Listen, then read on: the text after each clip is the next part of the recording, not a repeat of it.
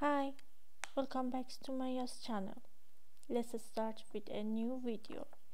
Actually, this video continuation of previous video. So let's start. First, darkening the back of the paper with B6 pencil, then fix the paper with tape, as you see. After that, you'll be using a pencil and drawing the dots of the sketch.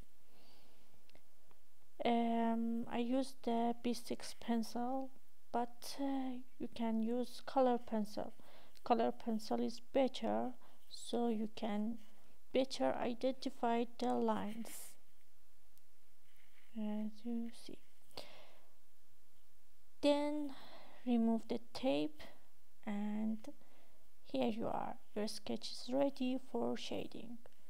Thanks so much for joining me with this video, and bye.